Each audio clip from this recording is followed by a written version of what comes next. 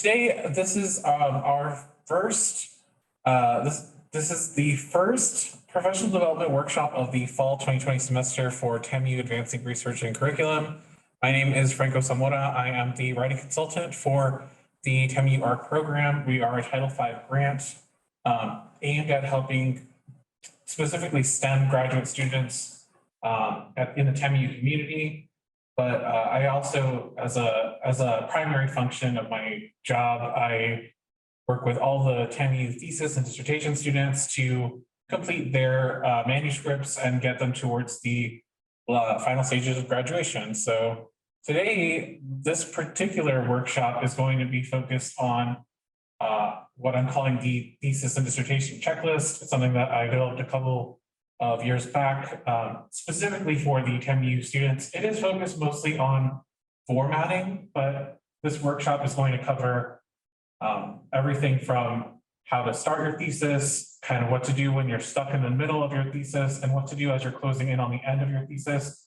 So it's going to cover a lot more than just formatting, and it's more than just a simple checklist. There are a few handouts that go with this. They should be available online as of the recording of this video. You should check out the links for those where they are available, as well as all of our other thesis resources, which are available on the TAMU ARC webpage for writing consultant under graduate and thesis resources. So with that, I'm going to start. I'm going to start the rest of this.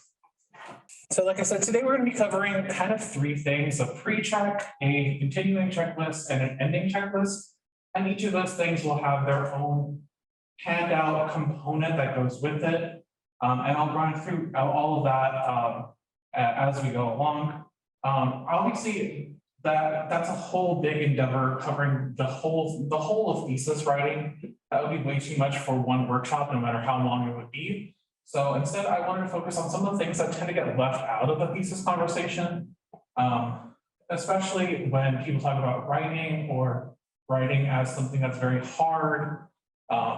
There are some elements of that get overlooked, and I wanted to let this workshop talk about those instead of some of those other more common aspects. So I highlighted in green the stuff that I wanted to talk about today. I'm going to be talking about expectation evaluation. So evaluating your own expectations when you're starting a thesis project. Committee consideration, which is something that I think a lot of people don't even think about. They're just like, I'm going to pick a faculty or committee member that is sort of in line with what I think a thesis committee member should do without really taking more time to think about that before they jump in. I'm going to be talking about making space as opposed to making time for your thesis and where you're going to be writing. I'm going to be talking about how to communicate effectively with faculty members, kind of again going hand in hand with that committee consideration. Communicating with faculty is something that I think gets overlooked a lot in the writing manuscript process. And I'll talk about finish line frustrations, which is something that a lot of people deal with as they get close to the end, or they're closing in on completing their manuscript, or they think they're not closing in. I'll talk a bit about that. And lastly, I'll talk about the formatting process with the College of Arts and Sciences and graduate school's revision process. We do have, we're fortunate to have the representative from the College of Arts and Sciences, Co-auth. I guess that's what it is, they're co-auth. Miguel Rampel will be talking a little bit about that process towards the end. And then I'll also, he'll share some of the things that go into that, as well as dates that are important to know. And that'll go great with finishing up. So what I want to take a look at first is, it's a handout that I developed recently called the reminder sheet. This handout is going to be available online, and I am going to show it in a second as well on the screen. I'll share it. The reminder sheet, it's basically just a calendar, to be honest with you. It's a calendar with all the important dates for thesis, and it does work for thesis and dissertation, no matter what stage you're at. It's good for, this particular one is good for the 2022 into 2023 year. I will update it again in the spring, most likely, so that it'll be good for 2023, 2024, and so on, or yeah, 2023, 2024. This is kind of a rolling calendar. It's meant to be filled in. And you'll see what I mean a little bit more when I actually pull it up after the screen. This screen is really just it's a visual for you to kind of imagine if you are a person who's starting your thesis or dissertation this semester, you would be going through these initial steps of starting to pick your committee, choosing your topic, drafting, picking out your literature, the stuff that you want to be reading as you're moving into the research elements of whatever it is you're working on. Looking for research approval from either an IRB or other similar body here at TEMU, depending on whether or not you are working with human subjects or animal subjects or toxic biosafety subjects. I will talk a little bit more about that towards the end part of this, because it's another thing that gets overlooked, especially by people who are starting and going, I don't even know that I need that sort of approval. And then moving into the getting approval, starting your research, and finishing your proposal defense. All that stuff is stuff that you would be doing right now in thesis one or dissertation. There's no dissertation one, but kind of first half of dissertation if you were starting in the fall. The other part of that is if you were actually going to finish in the fall, if you were planning to take this semester to finish your thesis or dissertation, it kind of looks the other half of that, where instead of starting your draft, you'd be continuing your draft, working with your committee chair to finish up any sort of research that needs to be collected and data that needs to be assessed, then finalizing your draft with your committee chair, looking at making it grammatically sound, coherent, ready for other eyes to see it. And then, of course, defending it in front of other members of your committee, as well as getting their final approval, getting forms filled and all that other stuff, and then getting co-auths and graduate school's final revisions in November and December. I wanted to point this out early. Usually I take time to point this out towards the end, and people are always like very surprised at how quickly that deadline can come up. It's already August 25th today, 2022, but you'll notice that I put the date for essentially what becomes your hard cutoff for finishing thesis 2 or dissertation here in the fall semester. It's November 11th, essentially. Well, it's like a week before Thanksgiving or a little bit before Thanksgiving.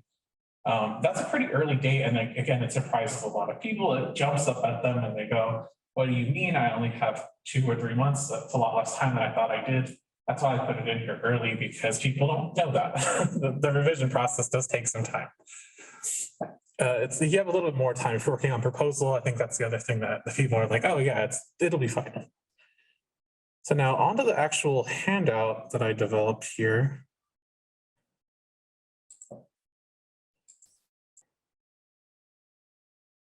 This is the thesis and dissertation reminder sheet. This one is not blank. You can see that I have several highlights and edits on it.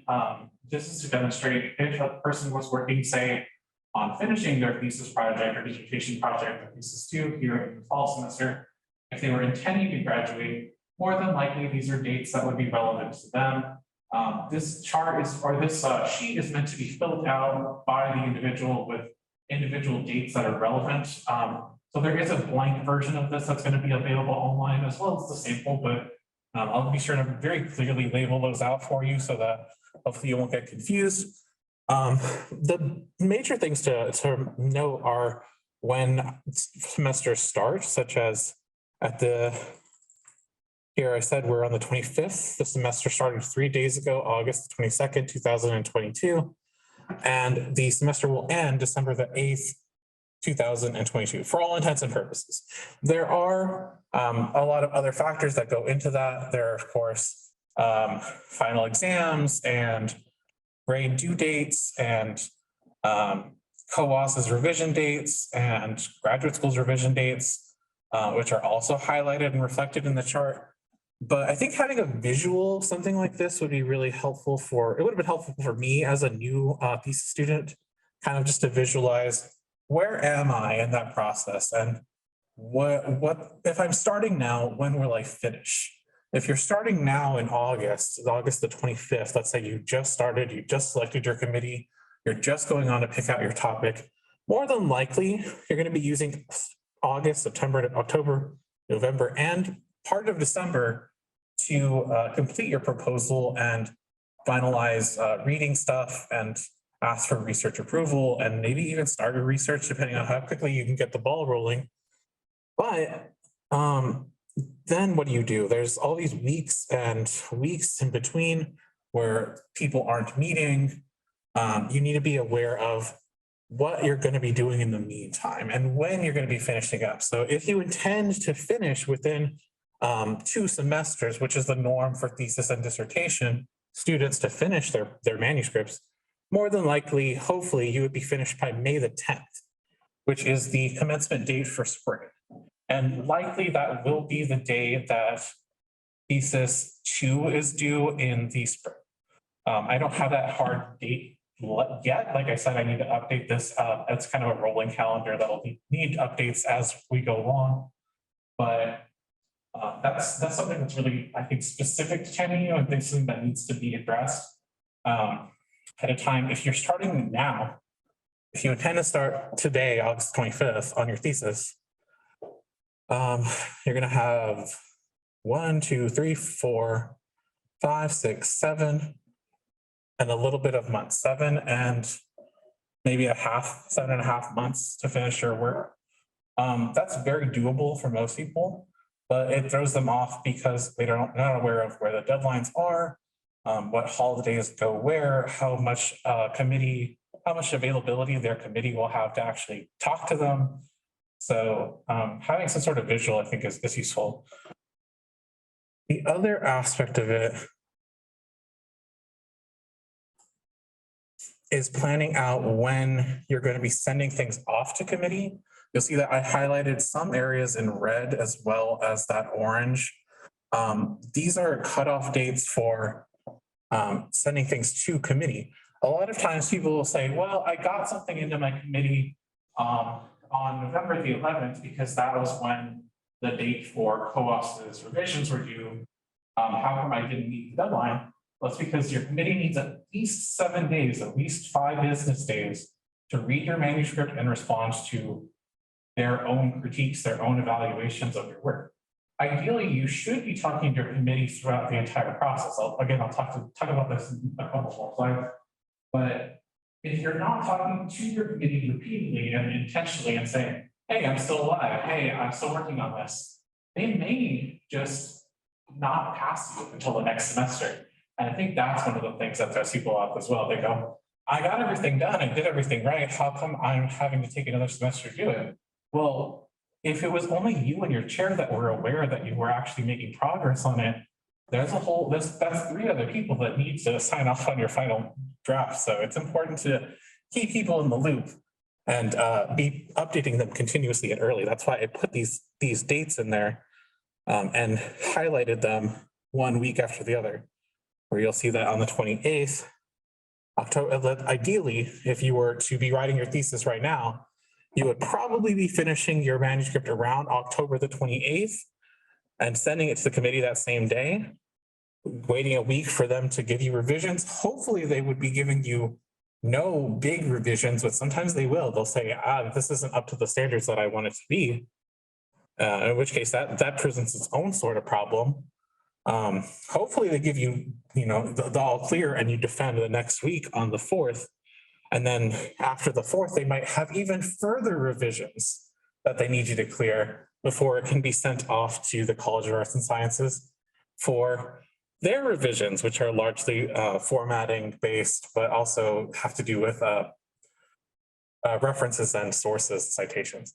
So it's a whole lot of revisions that I think people don't account for. They think, oh, my work is going to be perfect the first time. And that's never the case. I've never seen that be the case ever. So ideally, you should be finished around the 28th. And even then, it might be a good idea to be finished a little earlier than that. But that's neither here nor there. I don't want to focus too much on that. I really just wanted to say that this is a source that is available to you. It is customizable. You can put whatever dates and years and semesters you want in here. And also I put a little mantra that you can repeat to yourself here at the bottom. Stick this to your fridge, when you're feeling sad and you want a little bit of motivation, just say, my manuscript is worth finishing. I want to finish my manuscript. I want to graduate and I will graduate. And I would say repeat it to yourself in that order because that's that's the order that matters. So let's move on from this one. So that's handout 1. Now let's talk about things that are less specific to TAMU. Like I said, that was very these are TAMU's dates and deadlines sort of stuff. This is more general stuff that I think applies to kind of anybody working on thesis or dissertation, or really just any big project. You can apply for whatever. What is it, and why are you going to write it? For now, TAMU specific thesis stuff. This is where I wanted to spend some time evaluating expectations. Different than goal setting. People like to think of goal setting as this is when I will finish my work by this day and this time, very much in line with that calendar that we saw in the last slide. But expectations are different because they vary from person to person, and everybody approaches the work with a different expectation. And so some people come at this and go, my thesis or dissertation needs to be perfect, needs to be exactly 150 pages because that's what a thesis is. It needs to have some sort of dedicated research element. It needs to be completely groundbreaking and innovative and free of all errors all the time. And those are admirable expectations, but are they realistic? Not really. Realistically, a thesis is something that people write as a stepping stone to a larger project, usually a book or dissertation or other kind of research article project. It's rarely the end result or the ending stop of their work. Although it can be, it just depends on what their field is and what their intentions are. How long does it take to write it? That depends as well. Like I said, most people will finish it in about 2 semesters, about 6 months, but I've seen some people go much longer than that, and that's completely normal. Especially if you're working with long-term research projects that require a lot of moving pieces or a lot of hands-on experience. It might take a bit longer than that. How long will it be when it's done? Again, that varies quite significantly. I've seen theses as short as 40 pages, and I've seen some as long as almost 200 pages. It wasn't quite 200, but it was pretty close. And it just depends. No two theses are identical in length. Even within the fields, they tend to vary quite a lot. So it could be anywhere in there. I think there's a minimum for all theses for TAMU, but I don't want to get into that. And how will I know when it's done? Again, similarly, nobody's really sure. All theses are kind of different. Some people will tell you, some experienced academics will tell you it's done when it's done, and other people say it's done when you're sick of looking at it, and other people say it's done when your data is complete, and other people say it's never going to be done. It's only going to be publishable. So there's all sorts of answers to that. I think really you have to evaluate for yourself when you think it's going to be done, when you feel that it's done. Nobody else can really tell. Well, your committee chair can tell you when it's done. How about that? And how will I know when mine is good enough? Again, similarly, there's all sorts of answers to this question. Your committee can tell you that it's good enough, but that might not be good enough for you. So really, it's more of a question of when do you intend for it to be done, when do you intend for it to be good enough? This was the previous slide. This is the next slide. Committee consideration, something that people tend not to think about, or they tend to gloss over it because they pick whoever is either closest to them in their field or whoever is the most available, but then they don't really think deeper about what kind of committee members, or especially what kind of committee chair they might need for their manuscript. you always have 4 committee members for at least for 10 use thesis dissertation projects. Usually that's 3 members from your field, and then an outside one, but it can be any order pretty much. There's really no solid like actual rules for this, and I've seen all sorts of configurations. As long as there's 4, and as long as usually one of them, your main chair is somebody in your field, it's usually good enough. Your committee should have your best interest at heart, and I think most of the time they do. And also something like the main thing that I want you to take away from this is that you are allowed to change committee members if necessary. Things get in the way, there's time constraints, sometimes people leave the university, they decide to, they're just too busy with other stuff, they're gonna go on vacation, they have other projects, or there's other reasons. As long as you're not hopping from committee to committee like every semester, you're probably in the clear. But I would say that especially if you start getting close to the end of your project and you think, gee, I really don't think that this is the committee that's going to pass me, or that they're going to be passing me in a timely manner, you are allowed to change out those members within reason. People don't know that. The other thing about that is you really need to be considering what kind of a relationship you have and want to have with your committee. Some people work better with a committee that's more hands-off. Some people work better with a committee that's more hands-on. I personally like to have a committee that is a lot more hands-on, that's going to be driving you and saying, this work is not up to par where I need it to be, or I think we should meet again soon in order to discuss this or whatever. Whereas other committee will say, come back to me in 3 months and we'll see how much progress you've made. It just depends. Everybody's different and everybody has different preferences and everybody works best under different conditions, but it's something you need to evaluate for yourself. I highly recommend finding committee members that you are comfortable speaking to, and that you are able to get a hold of quickly. So that means via email, via phone, via face-to-face interaction, people who you have access to. If they're going to be, in Prague all summer and you're not, that might be an issue. It might not be, but it just something that you need to consider. Please don't not consider it.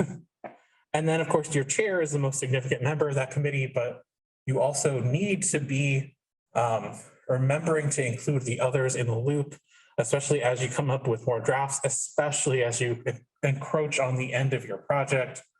The committee members that aren't your chair are maybe not just as important, but they are important in passing your thesis or dissertation defense. Okay, making space. Again, this was originally going to be looking at making time in your life to do some writing, but I think space is just as important in this case, especially as we start to see more and more people return to their office settings and to campus. Making space is going to be really important for people working on a longer project like a thesis or dissertation. So things that you should be considering, again, these are not things that I have answers to, so you would have to make consideration for these. Where do you do most of your writing? In which physical place do you do most of your writing?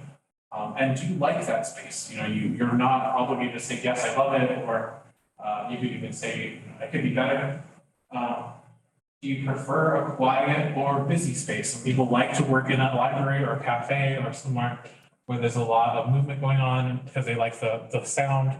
Other people need a quiet and empty space just for their work and no distractions. When do you do your best work? Again, that's kind of time-based, but I think it's still kind of relevant. Some people work really well in the morning, for example. Other people work a lot better at night when nobody else is awake. I would say that finding some sort of consistency, being aware of when your best work happens, and then selecting that time intentionally is really important. I wouldn't say, a little bit in the evening, a little bit in the morning, because then you're going to be working from evening to morning and getting exhausted and having nothing to show for it the next day at lunch. So pick a time, and I would say stick with that if you have that opportunity. Are you more productive working at home or elsewhere? Again, I kind of just talked about like how people are returning from their homes to campus and work. Some people like working at home. They prefer the comfortable, familiar setting, and other people can't work at home because their families are too much of a distraction. They have a cat that's really annoying or whatever.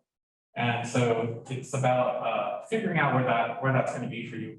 There are, of course, study rooms on campus or just quiet spaces. If you can get a hold of them, you push a lot of them. There are also like study rooms in public libraries and cafes and other places that you can try to make space in. That I would recommend if you can't work at home. Are you more productive working alone or with others? This one's going to be, of course, dependent on everybody's being different. Now with the internet, it's so easy to work with other people. There's this concept that I've been kind of working with other writers called body doubling, where even just being in the same proximity as another person who's doing some work makes you feel more productive. Of course, sometimes other people can be a distraction, but if you're all working on something and everybody's doing their own thing, then it can be useful to work with others. It also could be not, so it depends. If you can't physically leave your space for another, make a space around you a little bit more accommodating, I would say. Try to minimize desk distractions. Get yourself some nice water with a nice cup or a lid.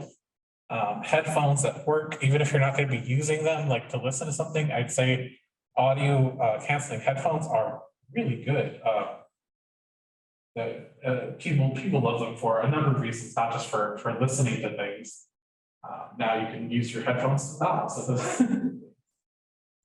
Finding a way to store and easily move your stuff is really important as well. Some sort of book bag, a tablet, something that has all your stuff pre-loaded or established. If you're a person who's going to be on the move a lot, moving from place to place, I would definitely say having that extra availability is really important to do even before you start writing, so you don't make too much of a distraction for yourself with that. Some snacks may be important, especially if you're one of those people who, like me, gets really hangry when you don't have your snacks. So a little bit of snacks could be really good. And access to supporters, again, if you're one of those people who works better with others, having the ability to physically call on support could be useful. Some people work in cafes for that exact reason, or they work on their writing in cafes for that exact reason. Sometimes, you need to be able to physically walk over to your advisor's office and say, I don't understand what I'm working on. So that could be something to consider as well. Another fun one, communicating with faculty. This is one of those. Sorry. This is another one of those that people tend to overlook, but it's really, really important. There's going to be a job or second to be on September 6th.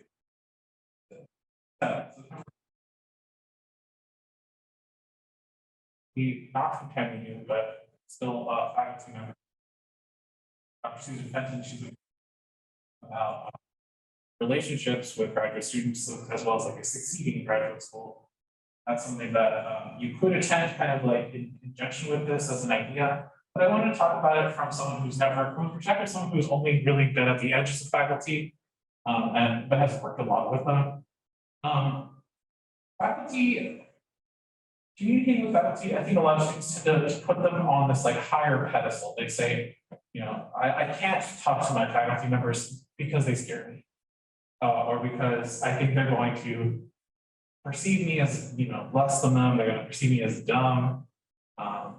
Maybe I don't want to bother them. They come across as very busy, or some other excuse, something that prevents you from wanting to engage with your faculty. And that's kind of normal, I think, especially for people who haven't been graduate students for very long.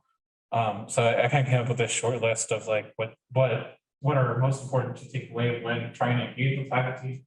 Being proactive is the first one. You're going to want to approach faculty. quickly when problems arise or when you need something from them.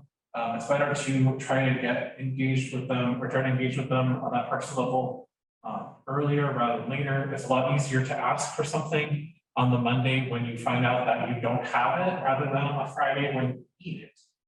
Faculty tend to be a lot more forgiving, a lot more accommodating, the more proactive you are, the earlier you ask them for something. Using proper email and phone etiquette, that's going to be important talking with faculty. Of course, this varies because it's kind of a shifting cultural norm, especially the email thing. People's idea of like professionalism via online communication is changing a little bit, but really just be polite the same way you would be polite in like a face-to-face conversation. Make sure that you're using your openers and closers and getting to your points directly.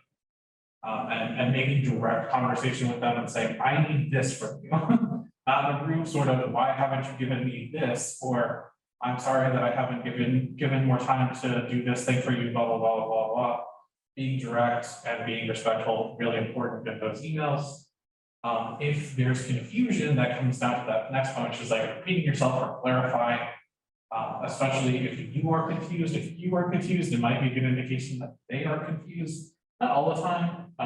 Faculty tends to have a lot of experience talking to other students and other faculty trying to suss out the nuance of like what you need. But sometimes it can communication breaks down, can be confusing for everybody. So repeating yourself is completely normal, usually pretty fine. If you're not sure about something, it's okay to say it again. Being courteous, of course, is important, kind of going hand in hand with like being polite and like polite etiquette. Faculty do have other things going on. They have other students, they have other commitments, they have their full-time job requirements, they've got research going on in the background, they've got other stuff. So being courteous of what it is that they are capable of doing in a timely manner, that's going to be really important as you engage with them. But then that kind of leads into the next two, which are being insistent because your concerns are worth listening to. If you need something from faculty, and let's say that's the only faculty member you can go to for that particular thing, it's important to be able to say, knock, knock, and here again, I need that thing from you, and not in a rude sort of, why haven't you gotten around to it sort of way, but just in a, I still exist and I need that thing and things not gonna go away from me. So insistence is really important, as well as the other one, which is persistence. Being persistent because your problems probably won't be solved after one particular meeting. Sometimes they will, just depending on what it is that you need. You need a signature, you need a form change, you need just a quick reference citation, something. But a lot of times, especially as we're working on these long-term thesis, dissertation, and other projects with faculty members, you're probably going to see them more than just that one time. You're going to have to see them 2, 3, sometimes 4 more times in that month, sometimes 2 or 3 times a week, hopefully not, but persistence is going to be really important both for you and for that member. So if there's some sort of communication that breaks down and you're going, gee, I haven't heard from them in a while, it might be a good idea, or it's probably going to be a good idea for you to send another follow-up message or try to contact them via some other method. So if they're not responding to your email, try giving them a call. If they're not responding to calls, try going in person. If they're not responding in person, check with their other faculties. Maybe something happened to them. People get sick and other things happen. So it's a lot easier to stay in touch nowadays than it ever has been. And also it's a lot more complicated. So next one. This is the last one that's kind of just like loose or less TAMU specific. This is finish line frustrations and kind of what happens to people as they get close to the end of their long-term thesis and dissertation projects. And I was going through photos trying to find one for this slide that I like. And I ended up picking this one because you see that it's like start and finish and they're like right next to each other. Something that I kind of had this idea of is that people run a race, like they're running around a track or like a city or wherever it is that they're running a marathon. but that often like a starting place and a finishing place, especially in a circle, they tend to be really close together or at the same same point. So as people move farther in their personal race, they move farther in their writing process, they stop being able to see how much progress they've made because they see there's the start where I was and there's the finish and they're the same point. So I'm having trouble distinguishing how far I've come or how much I have left to finish. And I'm thinking about this specifically as someone who has written a thesis and gone, gee, I don't think I'm that far along in this. And then it was only until after I graduated I said, oh, I learned a lot more than I thought that I had. I did a lot more than I thought that I had done. Because in the meantime, as I was closing in on that finish line, I was going, gee, this seems like I've done nothing and accomplished nothing and I'm nowhere. So these sorts of frustrations are very common. And I wanted to, obviously there's less interaction in this particular workshop than I would have liked, but I wanted to take time to like have people think about what do you think prevents students from completing your manuscripts and graduating? Because there's all sorts of things that the data tells us that it could be, we can guess that like there's problems with communication with faculty, there's problems with people's writing level and skill, there's problems with some sort of a knowledge barrier or something like that.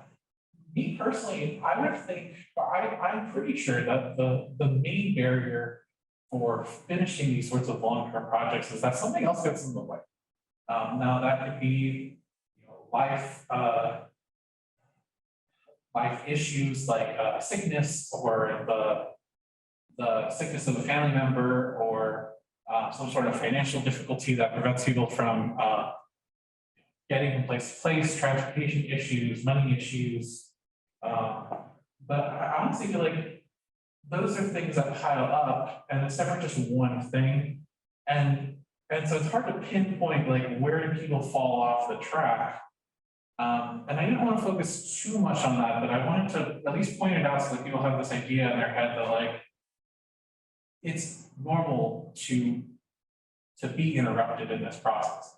Interruptions happen to everybody, especially the higher you go on your academic career track.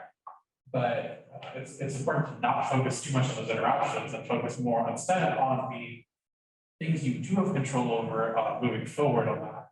So what will the future entail? Nobody knows. That's the other question that I put there. That other like open-ended question. Nobody can tell you exactly what the future is going to be. Nobody would have predicted that there was going to be a pandemic that lasted 2.5 years. And nobody would have predicted, nobody can predict like what's going to happen to you in that future. There's trajectories, but I can't tell you what will happen. What I can tell you is how you can respond to those things, or how responding to those things can help you continue writing your long-term project. So, again, this is just based on a little bit of personal experience, a little bit of experience from other people, focusing on what you can do and what you want to do as you run up against those frustrations or those interruptions, and letting go of what might have happened. So it should say, what might have happened in the past. You need to be able to focus on what you are still capable of doing, what you still want to be able to get out of this, and not so much on what happened. Then leading into the next one, which is focusing on things that are going well, or that you've already accomplished or completed well. Sometimes that's looking back on your manuscript. Sometimes that's asking your committee chair, how much progress have I made on this? Sometimes that's looking at other people's work and saying, there's a lot that I've learned about this particular thing, and I want to approach it from another track. What's going well? What have you learned? And not so much focusing on things that have gone wrong. Data that's been corrupted or setbacks in your research methods or changes within the field or whatever else. Focus less on that and focus more on what you already have done. That's good. Don't try to change your attitudes or moods. I think a lot of people fixate on this too. They're like, I want to change the way I'm thinking. I want to change the way that I'm feeling. I want to change the way that I'm doing something internally. I think it's a lot more pertinent as you're getting stuck in these things to focus instead on changing the routines and your small behaviors, whether that's writing a little bit every day for 15 minutes a day, whether that's getting up and having breakfast every day at the same time, whether that's sending an email to your faculty member saying, I need your help again on Tuesday, every single Tuesday. Something needs to change in your behavior, I think, before it can really change in your attitudes or in your moods. Once you start changing those little behaviors, focusing on what you can control in your actual doings, then you change how you're feeling later down the line. Plus, you'll feel different as you get closer and closer to finishing.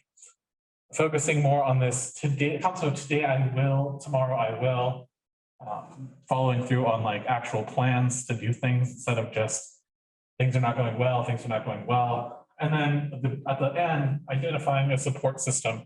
Support systems can be lots of things. Support systems can be parents, siblings, children, faculty, TAMU ARC staff, writing tutors, supplemental instructors, friends, other people working on other projects. Support systems are really important, especially because they'll tell you up front, like, these are things that you need to change, or these are things that you are doing really well. Keep doing those things. And that's the last of those non-specific or non-TAMU specific sort of everybody can get a little bit of this sort of things.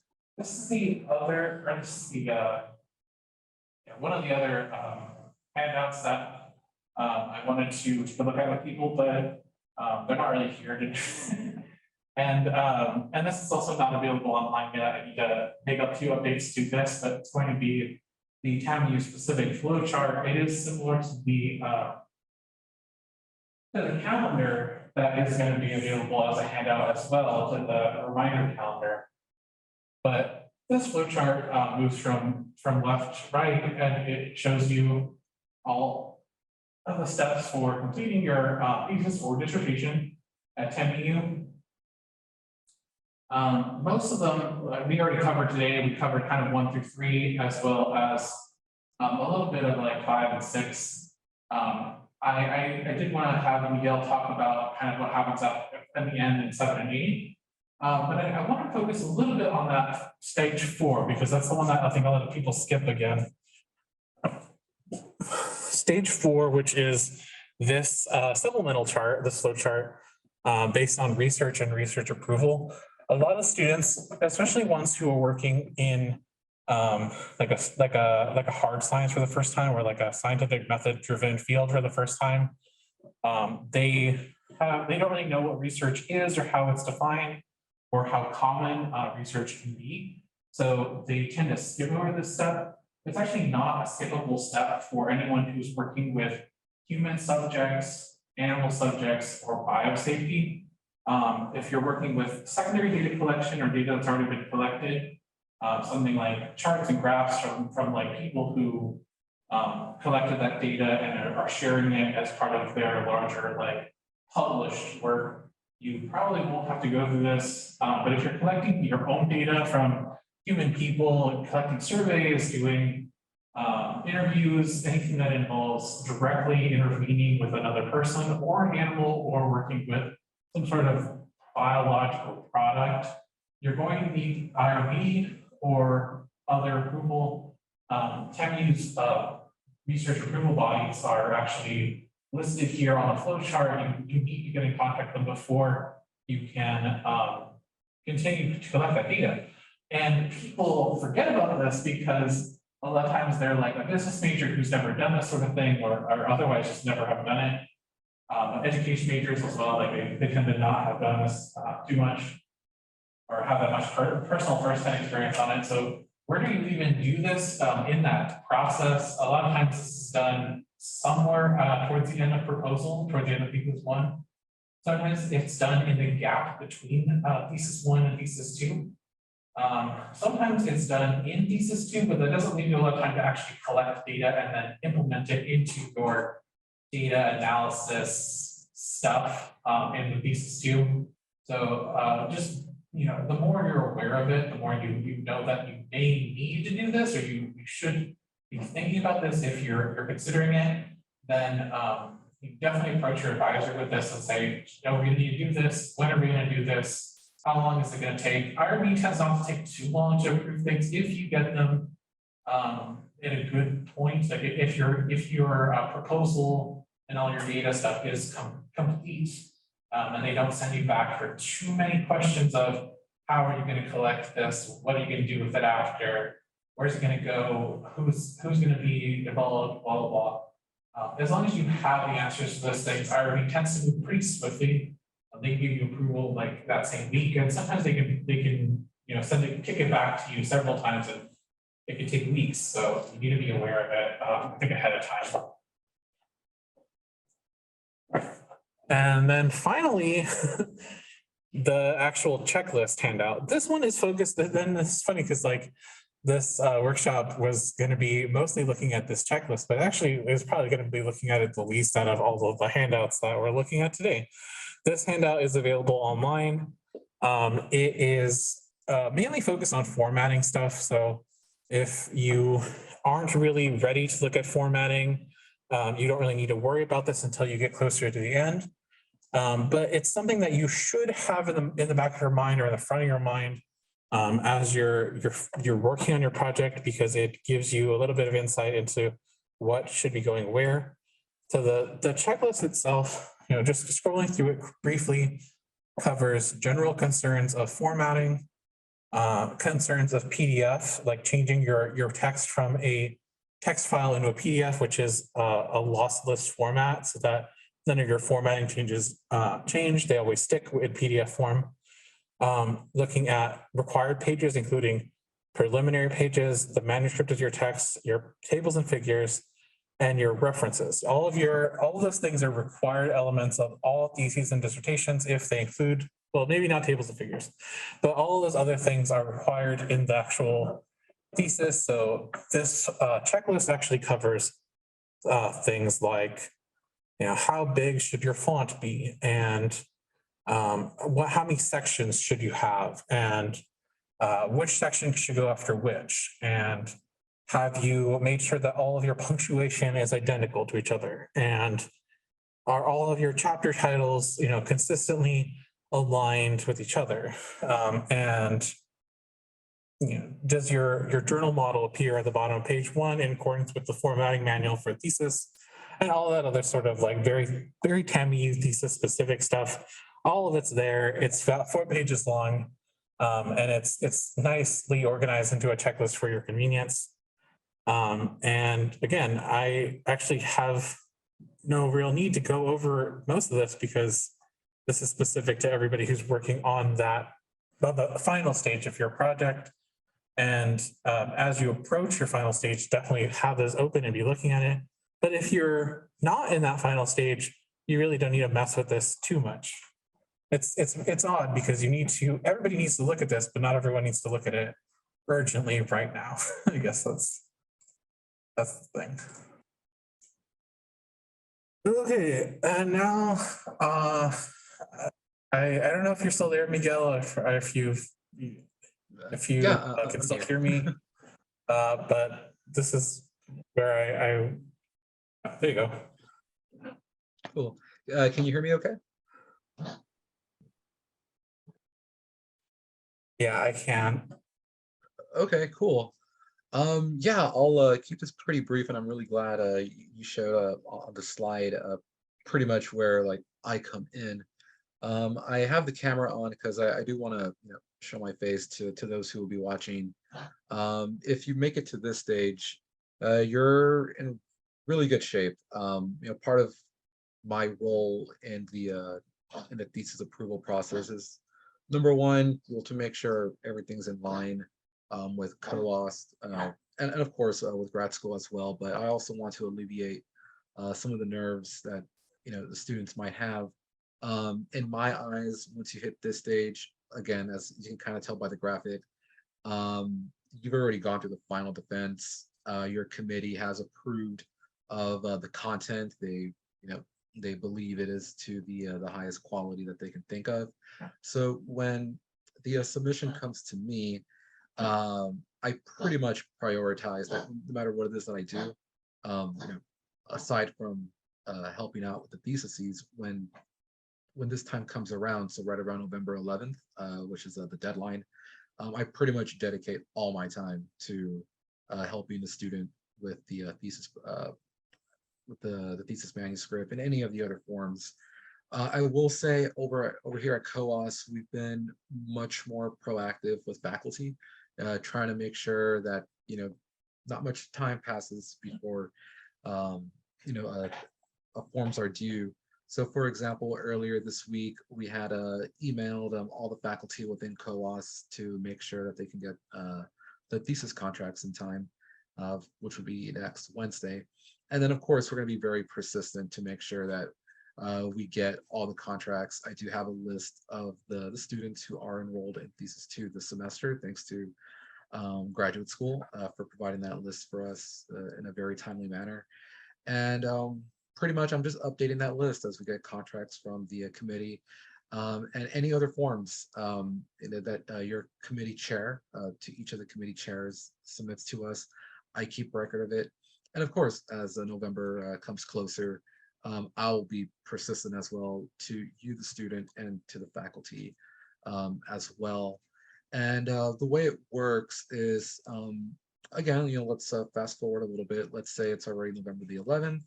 I have everyone's submissions. Of course, I allocate all my time to working on the theses. The way it generally works, the first one that comes in is the first one I'll look at. And it is pretty common to be getting the theses in advance. So like, don't think like the 11th is like, oh, you have to submit it on the 11th. If you can submit it earlier and if it's approved and you've defended with your committee, by all means, your faculty chair, I'm sorry, your committee chair can go ahead and forward everything to Co-auth. And then, of course, if it's the first one, I'll make sure to prioritize that submission. What happens is the guidelines that I follow, for the most part, it's also grad schools formatting as well, like the things that they look at. I have been doing this for a little over 3 years, so throughout the years I've kind of found out what grad school looks for. I've read the handbook and things like that. So we're pretty on par with that. I will be looking at, again, the thesis and the other documents as well on my end, and I'll be making comments. I won't do any revisions, but I will be doing comments, making notes for myself. And once I do all that for one particular thesis, I then reach out to you, the student, to schedule a meeting over Zoom. And pretty much is we just go over the comments and things like that in real time, face to face. And I just run it with you. Like, is it okay that I do these changes? And it's a bit of a mixed bag. Some of the changes, like, they have to happen because TAMU says so, or grad school says so, or Co-auth says so. But other changes or other comments, I have to ask the student directly because I know that it's a little bit different within every discipline. And of course, this was approved by your committee. So like if your committee chair says, no, like it's okay if it's this way, that's all I need to hear. Again, you, the student, you're the expert. The committee, they're the experts too. And if they give the green light over, particular change or revision or a note, I fully go with that. And again, during that meeting, it's generally about an hour long. I try to prepare in advance to make sure, not to take too much of the student's time. And generally what happens after that meeting, the thesis is pretty much set to go. And what I mean by that is I get the thesis, I look at all the other documents as well, finalize them, make sure that they're in the quality that they need to be. I forward it to my supervisor, and then he'll give it one last look, and he will then approve of the entire submission over to grad school. So basically it goes to step 8, as you can see on the PowerPoint there. And of course, you'll go through another wave of revisions with Franco. And the goal is to, of course, get everything approved by commencement, and of course, you graduate. Again, I really want to drive home the message that like once you get to stage 7, which is where I come in, at that point, again, you successfully defended, you went through the hardest part. Everything afterwards will fall on us to make sure that you guys graduate in time. As I said earlier, I've been doing this for 3 years, and I've never had an instance where someone, like a student, put in the honest effort to submit on time. Anytime that has ever happened, we've always approved theses in time. Last semester, so this past spring, was a challenge. We didn't have as much time as we have this time around. And I think we had like 13 or 14 submissions. It was very intense, but we got through it. We also understand that many of you have other commitments. For example, you might have, children. You might have conventional 8 to 5, 9 to 5 jobs. So it's kind of difficult to meet during, the standard workday, and that's okay. I've met with students online at 6, 7 o'clock at night, and we work through it. It works out. Again, for me, when that time comes, my time is primarily dedicated to getting the theses out of Co-auth approved, making sure everyone's good, the faculty is up to date with what's going on, and of course it gets to grad school. And of course, once you get there, you go through a similar process, and then graduation hits. Again, I mean, ideally, I'll be asking, a quick Q&A, but if you, the student, or anyone else has any questions or concerns, things like that, my extension is 3378. So my full work number is 956-326-3378. And I can also be reached by email. It's just my name, miguel.aranjel@tamu.edu. Feel free to contact me either way. Email is probably the best, as I'm not always in the office. But yeah, email me with any questions or concerns. Feel free to CC your committee chair or anyone as part of your committee, and I'll be able to help them out too. Pretty much, we just want to make sure that you, the student, feel confident, you're okay, you're in good hands. The same for the committee members. Some of the committee members that I've worked with are veterans at this, and they kind of know what to expect, from us. Others are new, just kind of getting their feet wet, and they really don't know. We're here for them too. So regardless of what happens, questions, concerns, anything like that, either myself or Franco, we can definitely help you out. And with that, I'll end with what I have to say. Thanks. Okay, thank you, Miguel. Yeah, Miguel's great. I've been working with him for a couple of years now, 2.5 years. So if there's something that he doesn't catch, I'll usually catch, and vice versa. So it's a good back and forth between me working for the graduate school and Miguel working for Co-auth. And this is kind of the end. What else is left to say? Thesis is something, thesis dissertation is a long-term project that people write because they usually want to go on in academia and do something else, some other academic endeavor, research, or a book or something longer. When you are getting started in your thesis, you're probably going to need to start thinking about your committee, how to approach them, and what sort of topics and ideas you want to be working on for a long period of time.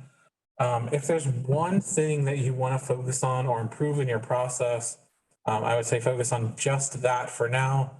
No need to make big sweeping changes to your lifestyle, where you're working, who you're working with, how you're doing these workings.